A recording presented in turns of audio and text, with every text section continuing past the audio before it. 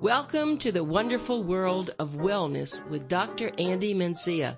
This medical program heard from 7 to 7:30 each Saturday right here on WSBR 740 AM is brought to you by the Adult and Geriatric Center under the medical direction of geriatrician Dr. Andy Mencia.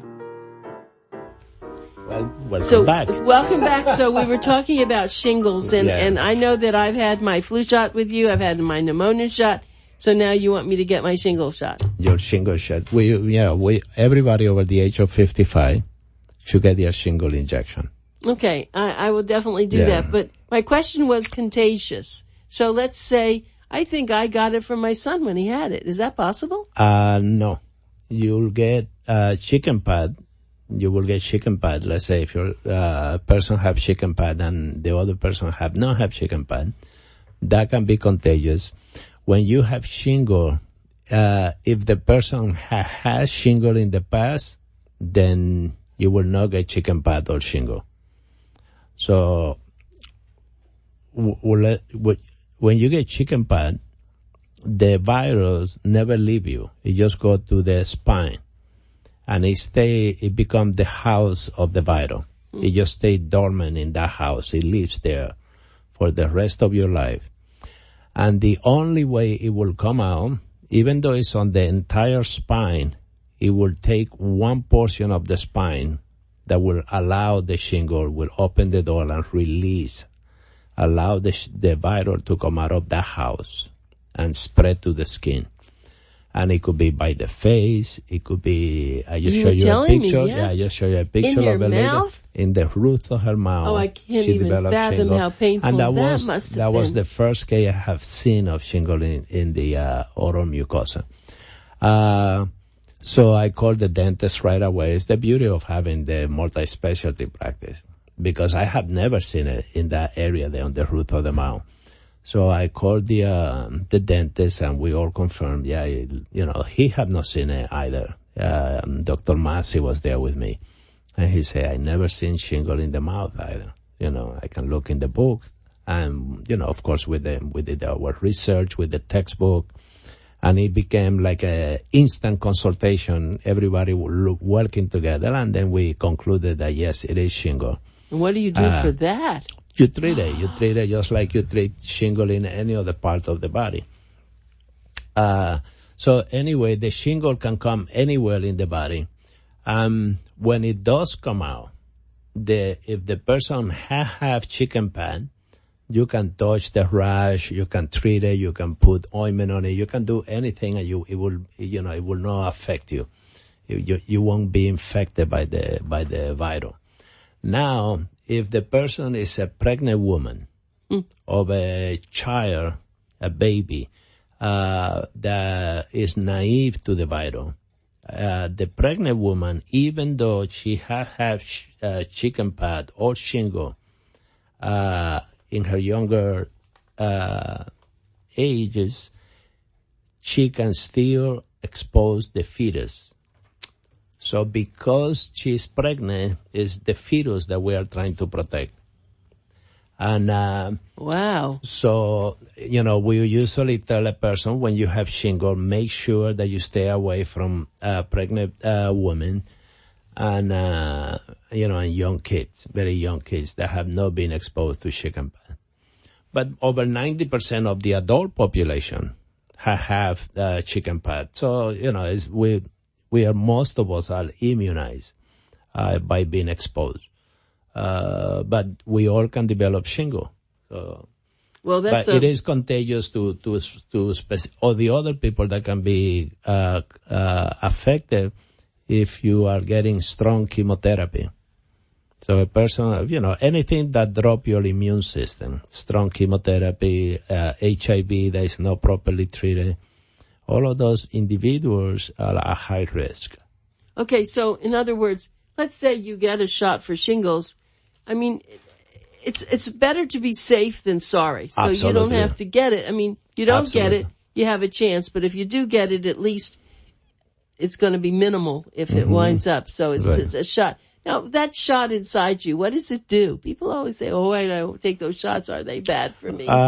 what the shot will do is will alert the body, take the immune system and say, keep the viral inside the house, put double lock on the door so the viral does not come out of its house because the viral is sitting in the back in the spinal cord. And that's the house. And the immune system is what's keeping it checkmate. And it only has one key. So when you get the immunization, you're putting double lock on that door now to make sure the virus stay put. It might come out through the window, but if it comes out, it's going to be very short lasting. It's funny. Dr. Feinerman introduced me to this Dr. Al Sears, who you're going to meet, this anti-aging specialist. And he was describing you because he wanted him to meet you. And that's exactly how he described you. He said he can take the most difficult subject and he makes it into such an interesting way. Dr. Feiner is very impressed with you and how you do that. But I think that is different. Most doctors can't do what you do. They cannot do that. You see this in a and playful... I spend a lot of time with the medical students and the nurse practitioner student when they're rotating with me. In the, the art of medicine, that we don't get a lot in medical school is communication. Can you communicate your knowledge to any individual? Because sometimes you get a person who say, oh, I'm Dr. So-and-so, and I'm your new patient. But you are doctor in what?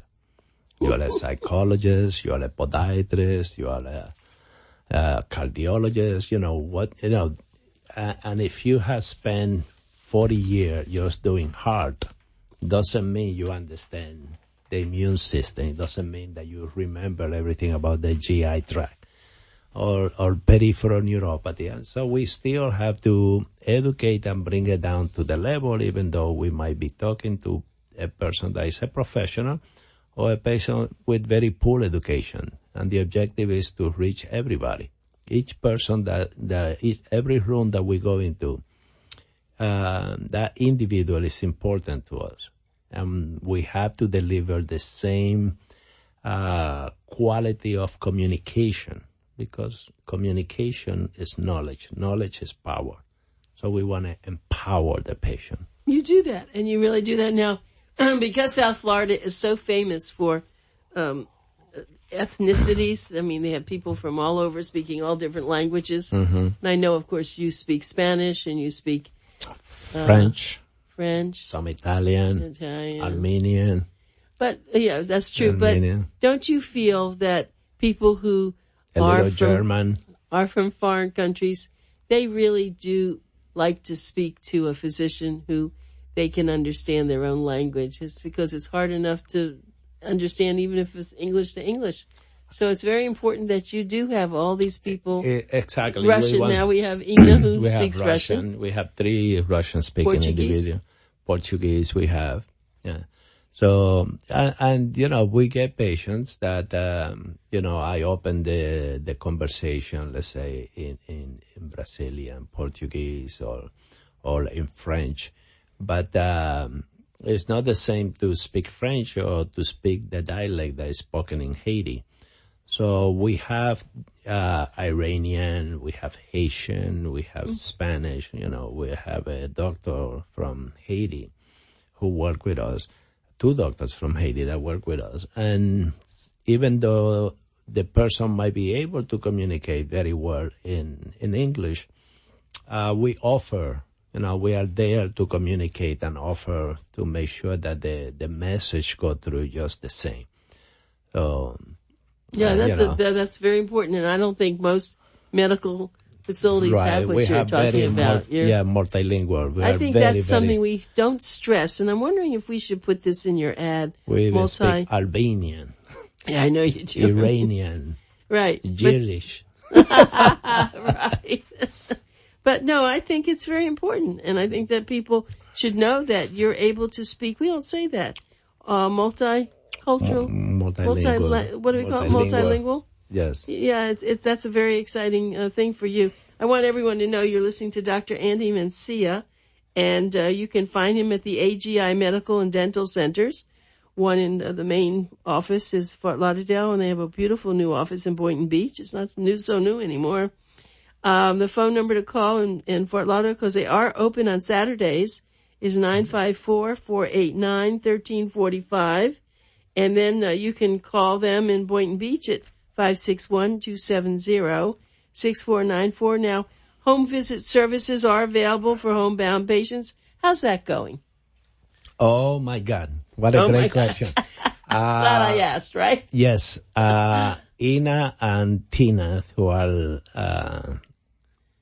basically running the home visit program, they coordinated the first meeting with all the staff that are, either supporting staff and we have 28 people. And we met at Capitol Griots in Sunrise Boulevard this past Thursday.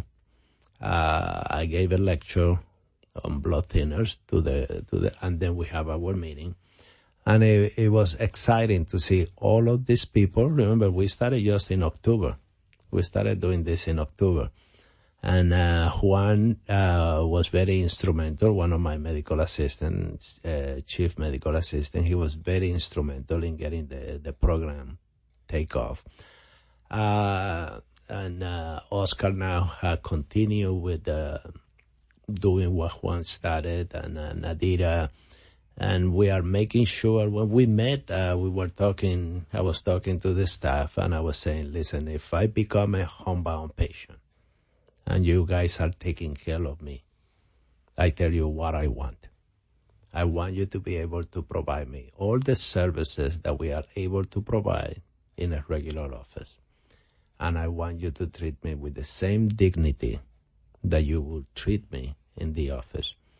So if we can do that for all our patients, then we are doing a great service, and we will continue to grow, and we will continue to be blessed by God for what we are doing. So everybody was very excited to, they had grown so much that there were staff there that didn't know each other. And one of my nurse practitioners, Gwen Grant, she has been instrumental in recruiting other nurse practitioners to be part. And now we, as you know, we are covering Tri-County. Again, multilingual, so we have people who speak Spanish, who speak French, Creole, English. So what happens? What do they say when they go into a home? I mean, do they first have to figure out if what's necessary? We make sure, we want to make sure that the person is homebound. Now, homebound can be misunderstood. If an elderly person that tend to go to the doctor for a short period of time, let's say you get hospitalized with pneumonia and you get sent home because you don't want to go to a nursing home, you get sent home. During the first 30 days of being discharged, this is called transitional care. The visiting staff, their job is to make sure that all the medication that was started at the hospital coordinate properly with the medication that you were taking at home, that there is no duplication of drug, that everything is checkmate with regard to what pills are you going to take and what pills are equivalent to other pills that you already have at home. So that's one of the first things they're going to do. If the person then recuperate within those 30 days or before those 30 days, then at that point they can go back to their primary care doctor. Or if they are truly homebound, they say, I like the services you guys are providing. I want you guys to stay with me and provide service at home, because it's difficult. Many times it's very complex for an elderly person to go to the doctor, and it's bothersome. They don't want to be calling their friend to give them a ride, or their kids.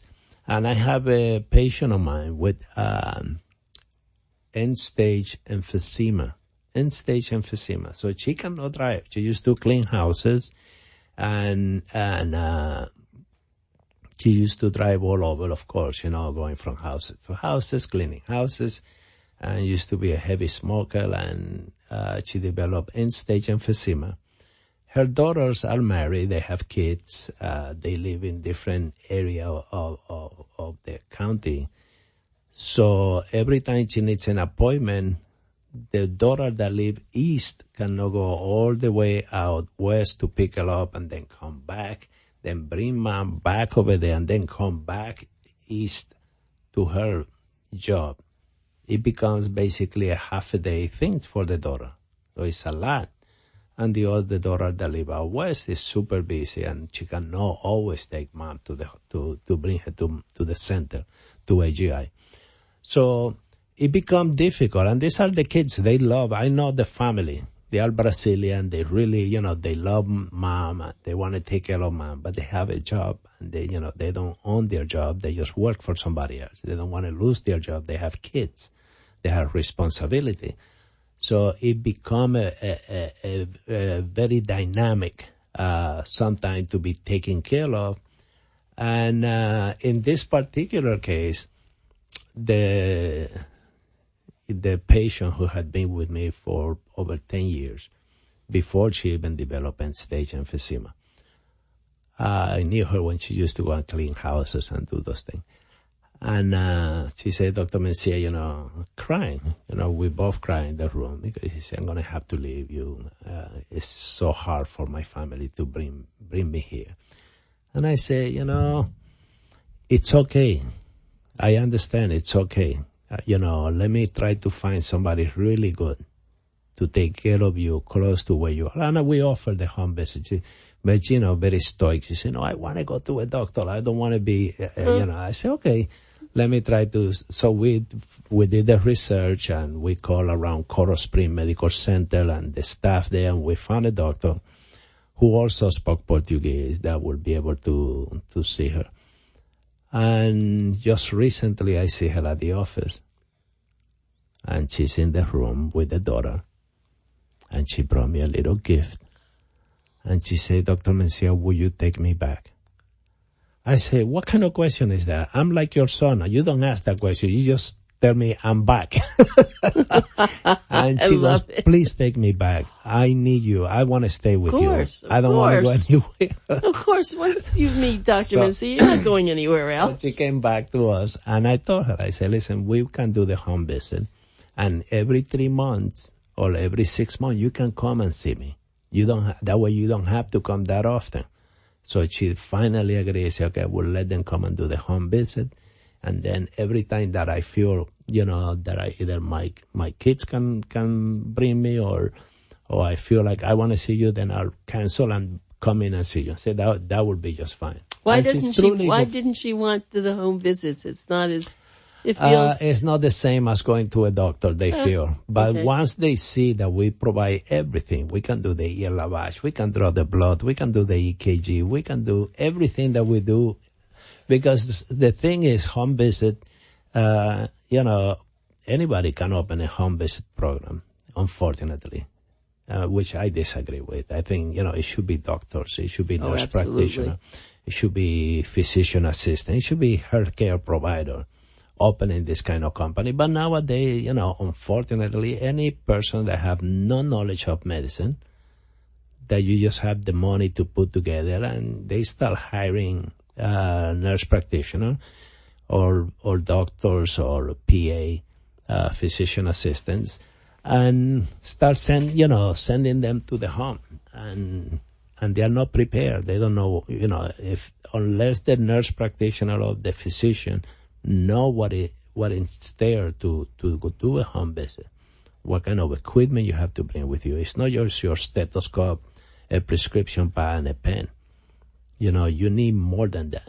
It's like if you remember the doctor, when they used to come to the house, they used to bring their little bag. Right. And in that bag, they will have things, and then they will go in the car and have more stuff in the car. Well, we have a rolling suitcase that we prepare. And in that rolling suitcase, if we have to draw blood, if we need a urine sample, if we need a catheter, so we get, very prepared. And our sonographers will go to the house if we think the person has a clot in the leg or the heart need to be checked to see how the medications are working. So if we need to do an echocardiogram, if we need to check the carotid to see how the circulation is going to the brain, whatever we do at the office, we do there. And then we are working with Doreen and Mike, the two managers in the dental department, because I want to bring dental for the first time. I want to be able to bring dental home visit as part of the program. I love that. You know, the dermatologist is already on board with us to go and do home visit, which is very rare to get a dermatologist to come in. So Dr. Labovian, who had been with me for close to 15 years, said, you know, I'm on board with you. I'm going to do this. Dr. Joseph and Dr. Trentali, my two podiatrists. Dr. Trentali speak Greek. I think I speak more Greek than him, but he speaks Greek. He's American born, and sometimes I go to him, Tikanis, and he look at me and say, you're supposed to say Kala. And he go, oh, Kala.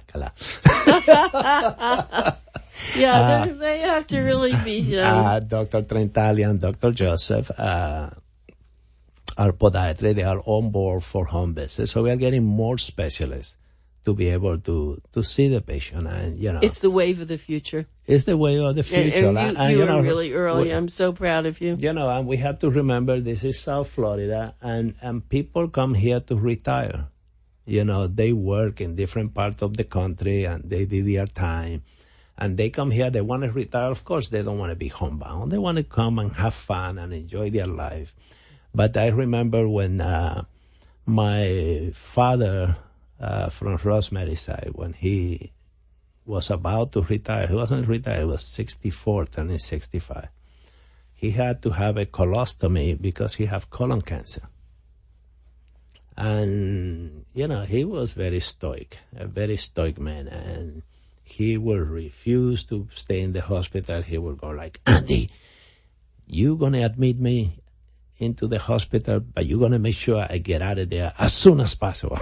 Of course. Well, that's, yeah. And he died at home with us. You know, he died at home in one of the bedroom in our house that I really, you know, just having daddy die at home, I never wanted to get rid of the house. You know? The house meant it's just, everything. It's so special. Everything you say everything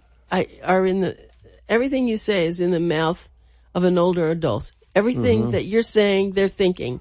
And I just, cause I went through it with my mother. That's one reason, you know, I was so happy when you decided to do home visits, because we at home are not capable of knowing what the person needs. And it is very difficult for an older person, especially if someone has Alzheimer's and they're bedridden. Right. How are you going to get them to the doctor? You're not. It's too difficult, and you have to get them into, you know, from the wheelchair it's just a mess. And for you to do what you're doing, it makes me have a big smile on my face and know that, yes, a good doctor is worth, you know, there's no money that you can ever pay a good doctor for what you're doing. Right. And I know people feel this way. So if you are homebound, or if you are a caregiver of someone who just can't make it to a doctor's office, I need to just tell you that you would be so happy to have Dr. Mencia's organization. As he said, they have podiatrists, now they have dermatologists, they now are going to do dental work, because I knew my mother had, her dentures weren't working, and then you can't eat. And so it's just a mess. Nobody is really, as you said. It become a vicious cycle. Yeah, you have to have someone experienced. You can't do this as a play game. It has to really be done right. So the phone number to call, please do that. The phone number in Fort Lauderdale is 954-489-1345. And then in Boynton Beach, it's 561-270-6494. You can go into their website, which is agifl.com. And I know that Medicare and most insurance pays for home visits, don't they? It's completely covered. It's fully covered. And now that I got so inspired by seeing the volume of staff that we already have working on behalf of the home visit, 28 people. And we just I'm started so proud in of you. October. I know, it's like, I'm so happy, I'm so happy that we're doing such a great job that, one of the things I'm going to do, I'm going to tap into the government, to see what kind of funding they have available for those people that don't have insurance, but they are homebound. Oh, you are just great. They also deserve the same care. You are great, Dr. Mencia. You know, I just care about you and what you do so much. There's nobody that I know like you. So we will see everybody at the Cure Symposium next Saturday. We'll be there. We're going to be there. Yeah, please do come. You'll get to meet Dr. Mencia and a lot of other doctors. Thank you, Dr. Mencia. Thank you, Anita. I know you're going to have a wonderful day today. Absolutely. Bye. Thanks for listening to The Wonderful World of Wellness with Dr. Andy Mencia. Be sure to tune in each Saturday morning from 7 to 7:30 right here on WSBR 740 AM.